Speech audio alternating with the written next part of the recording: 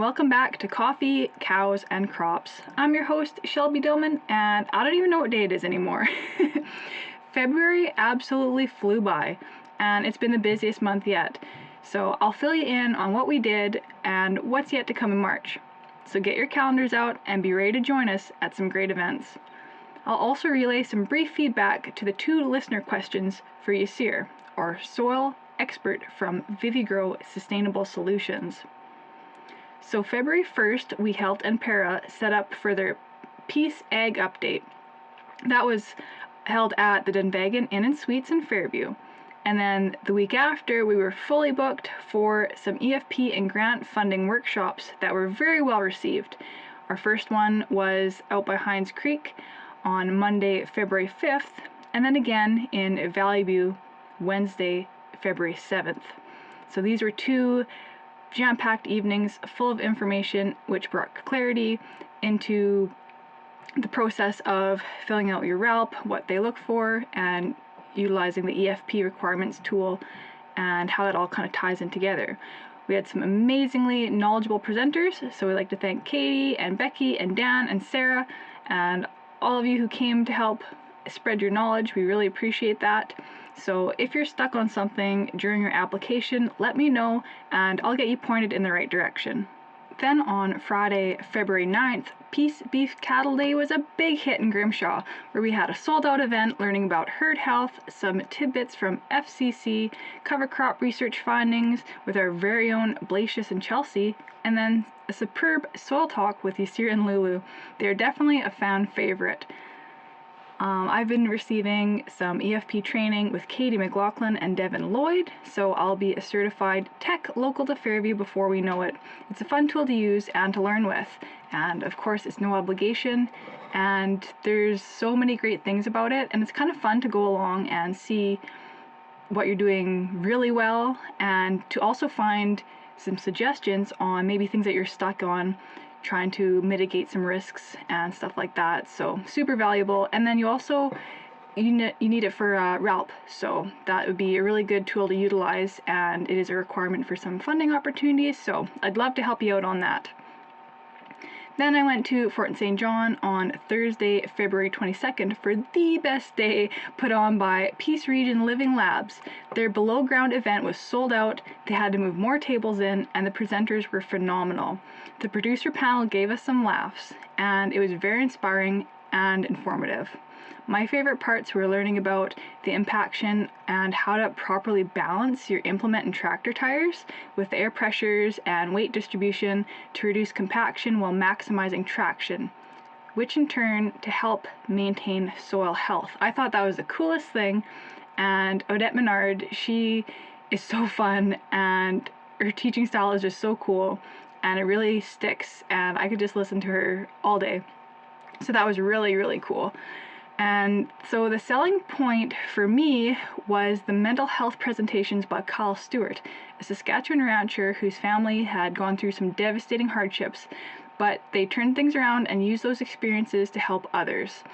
I also got the opportunity to candidly go up on the stage and introduce Kevin Elmy, the soil guru. He's such a great guy to chat with one-on-one, so that's why we nabbed him and brought him over to Fairview the next day. On Friday, February 23rd, Kevin came out to the Fairview Research Farm, our little PCBFA plot, a little slice of heaven just north of the Fairview Airport, and he came out to my little event called Coffee with Kevin. And there we were joined by 12 producers from as far away as Manning and Farmington, BC, to have experience to chat with Kevin around a coffee table in the shop. And so we had some snacks and some coffee and some laughs. Like, that was probably one of the coolest little get-togethers because everyone was like-minded and just so engaged. And it was storming like crazy, and then the wind blew out our power, but the event went strong for 4.5 hours. So it was such a good turnout, and I'd love to do it again. And Kevin's a lot of fun, and he even had some books that he sold there, and I suggest that you check that out because it's a really good read, and there's just so much information, and it really gets you thinking. So that was a lot of fun. Here's our March lineup for some great events in the Peace Country. there will be a livestock guardian / predator seminar put on by Clear Hills County at the Eureka River Hall on Tuesday, March 5th.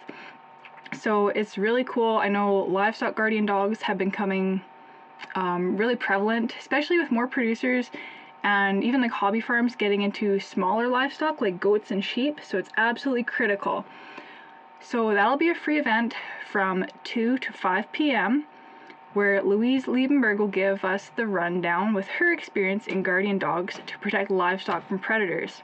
They're a super valuable resource and are gaining popularity, so come learn why. And I'm really excited to attend because I just love stuff like that.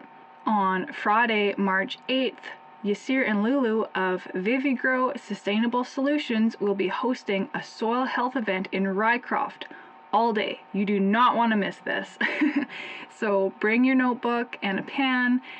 Everyone's always scrambling for something to write on because you'll realize why when you get there, and once they start talking, like, there's just so much to learn.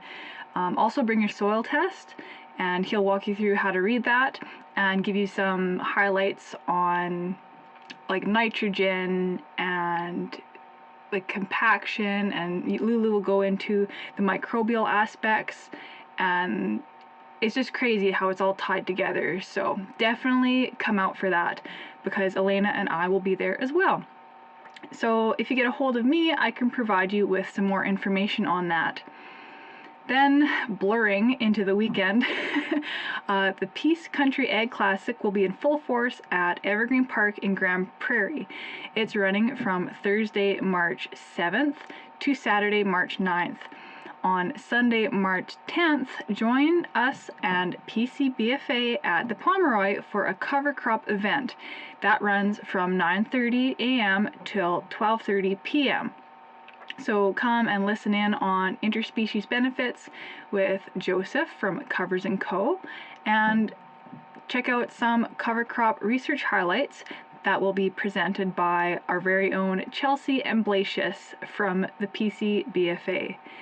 And I'd like you to pre-register for that. You could either go online and buy tickets, or just please call me or send me an email to say that you're going to come, just so we kind of have a head count ahead of time. And then on Wednesday, March 13th, we'll be setting up a booth at the Northwestern Polytechnic campus in Fairview. They've got a career fair going on, so that'd be good to come out, see what it's all about. Great for kids planning to go into college or anyone looking to further their education or find a career path. There's going to be a lot of good information and booths there as well. Alright, I'm going to switch gears and pull up some of the question and answer highlights from last month.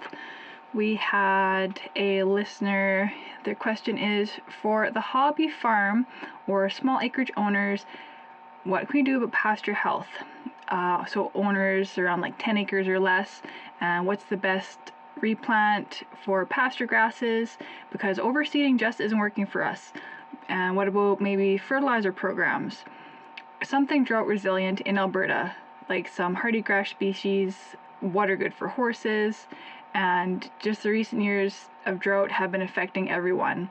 So how can we also fight back thistles and dandelion?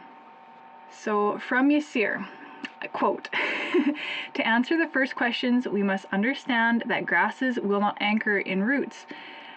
Anchor the roots into the ground unless the ground conditions aren't corrected. So the ground conditions have to be correct so those roots can penetrate and make grab a hold so they can go off and multiply and grab more nutrients and help grass repopulate. I hate to give advice without soil analysis. Yes, super important. It's really good to have a soil test because where this question comes from, it's actually in the foothills.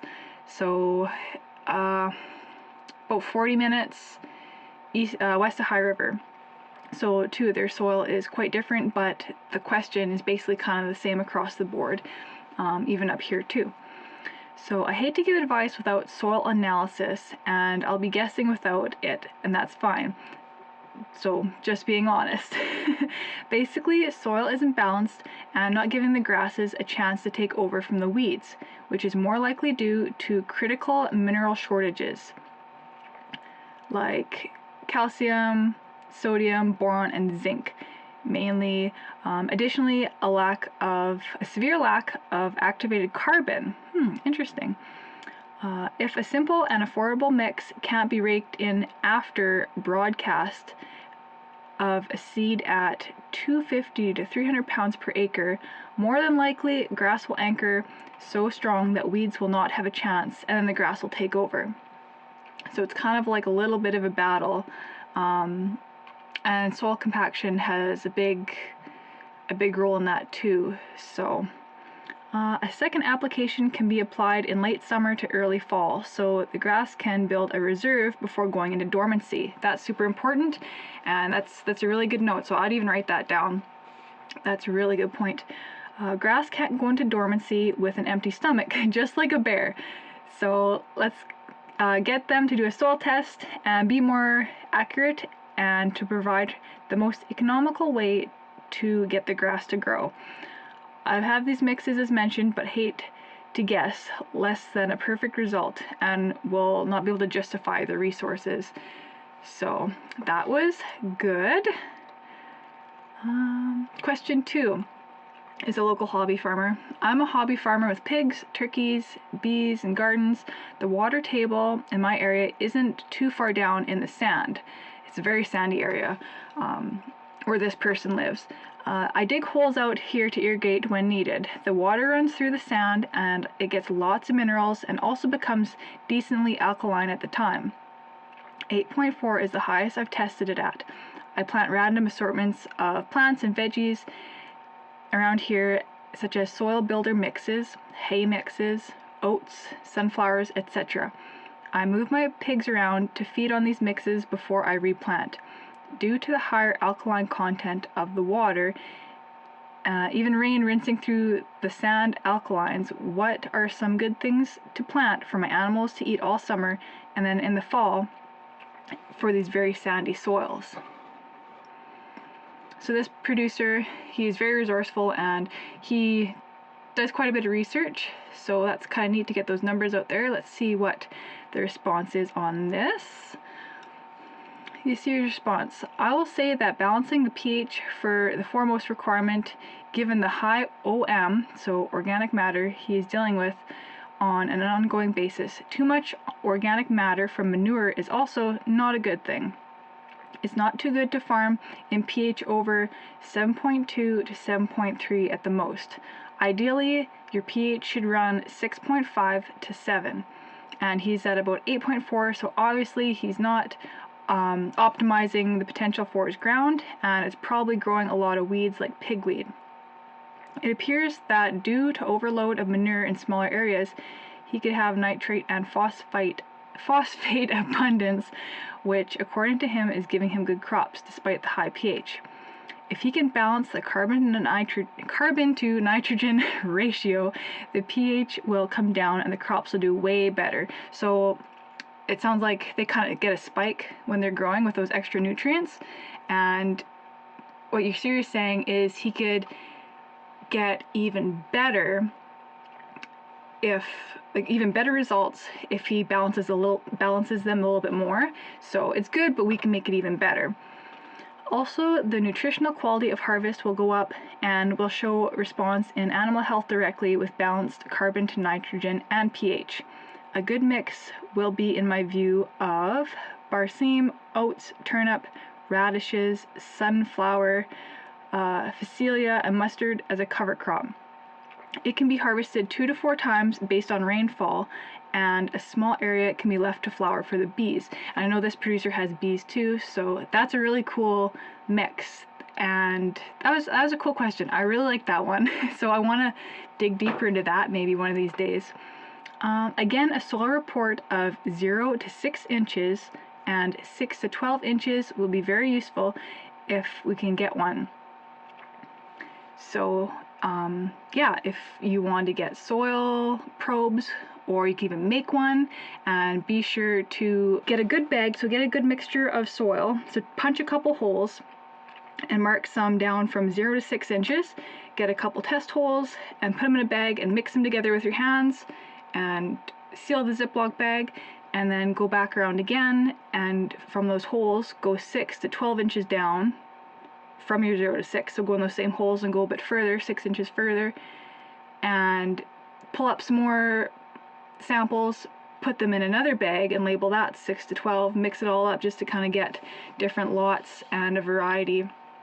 And then we can help you get those tested and sent out, and kind of show you more on what's going on with your soil health, just to give you more accurate suggestions. So yeah, that's really neat. I'm a little bit of a soil nerd. I remember at the Peace Region Living Labs Below Ground event, they had some speakers that came out and told us about like the glacial till and like super in-depth like the history of the soils around here and where it came from, the lacustrine and the solonetzik and all the different soil groups. And so I was like, ooh, kind of excited about that.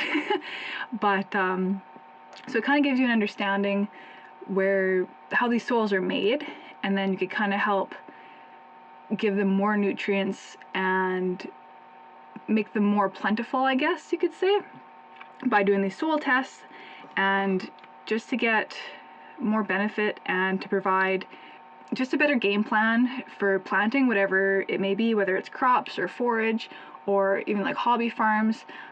So I highly encourage you to get soil tests done and have a collaboration with someone like Kevin or Yasir, and just make the most out of it, and then learn how to just get that longevity from your soils without running into the ground. No pun intended, but it's super important. And the soil has the ability to heal itself, so it's just a lot of fun. You could talk about soil for days, and so I like that. So thanks for listeners for your questions, and I'd like to kind of expand on those and maybe make a pet project out of a couple of them. We're always taking in new questions, so yeah, get at me if you'd like to be on an episode. Yeah, so we're now all caught up, ready to take on the month of March. I hope today's episode offered you some things to look forward to, like those really fun events coming up, and a few tidbits on soil information. If you'd like to call in and ask Yasir some soil questions for a podcast, we'd love to have you. So how I do that is we just go on a Zoom call, and it doesn't even have to have video. You can call in on your phone, and we have like a 3-way conversation between Yasir, you, and myself. I'm just there to kind of moderate and record, so it's super easy. You could ask some questions, and it's kind of fun to kind of get that back and forth in real time. And yeah, there's lots of opportunity to learn some really great things that way, so I really encourage that. So yeah, that'd be a lot of fun. Don't forget to check out our Facebook and Instagram pages, as well as pop over to our website for updates and event releases at peacecountrybeef.ca. Well, time to get ready for some more events in March. The first 2 weeks are going to be a little bit busy, and helping producers, there's going to be more people coming in with grant funding questions, so I'm going to pull up my socks and get ready for that too, because I've got a couple meetings to help people with their paperwork and get that rolling. So I am looking forward to having you back again on our next episode of Coffee, Cows, and Crops.